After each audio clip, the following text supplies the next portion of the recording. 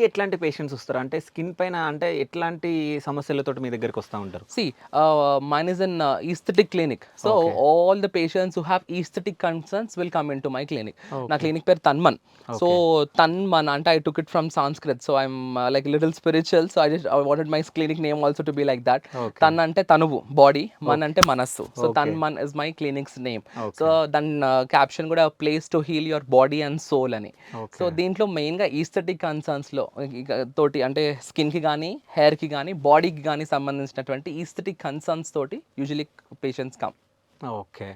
So, అంటే ఏదన్నా cases ఉన్నాయా? అంటే డిఫికల్ట్‌గా వచ్చిన కేసెస్ ఏమన్నా? అంటే కామెడీ గాని, ఏదన్నా మీరు షాక్ అయినయి గాని?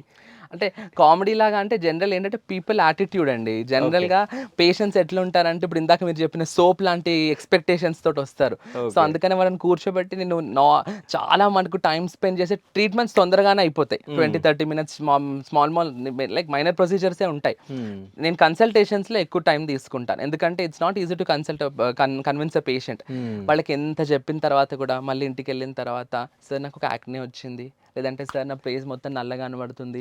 చేసుకోకపోతేనే బాగుంది సార్. చేసుకున్నాక నాకు ఇట్లా ఉంది.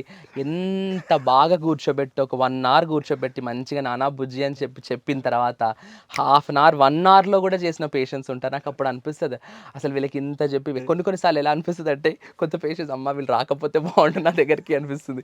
అంటే చాలా యాడమెంట్ ఉంటారు కొంతమంది. అసలు అర్థం చేసుకోరు. కొంతమందేమో చాలా ఫ్లూయిడ్ ఉంటారు. అంటే ఏది చెప్తే అది okay sir, okay sir, okay. హ్మ్. అంటే అలాంటి వాళ్ళతోటి ఏంటంటే ఇట్ ఈస్ ఈజీ. నాకు కూడా ఇంట్రెస్ట్ వస్తది. అరే పాపం హ్మ్. వీళ్ళు వింటున్నారు కదా అని చెప్పి I will not take an advantage of their innocence. హ్మ్. అరే పాపం వీళ్ళు ఇన్నోసెంట్‌గా ఉన్నారు చెప్తే వింటున్నారు కాబట్టి ఇంకా బాగా చేయాలనిపిస్తది.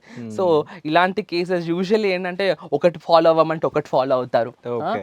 మళ్ళీ ఏంటంటే చెప్పింది ఒక అంటే అబద్ధాలు చెప్తుంటారు కొంతమంది పేషెంట్స్. తెలుస్తానే ఉంటది. ప్రికాషన్స్ ప్రోడక్ట్ వాడతారా అంటే వాడాము అని అంటారు. కానీ వాడరు. ఓకే. అంటే ఇవన్నీ ఏంటంటే సిల్లీ థింగ్స్‌లో దొరికిపోతా ఉంటారు. హ్మ్. కాబట్టి ఇట్లాంటివన్నీ యూజువల్‌గా ఎక్స్‌పీరియన్స్ అంటే every patient is a new experience అండి నాకు. ఎవ్రీ పేషెంట్ ఒక్కొక్కళ్ళు ఒక్కొక్కలాగా అంటే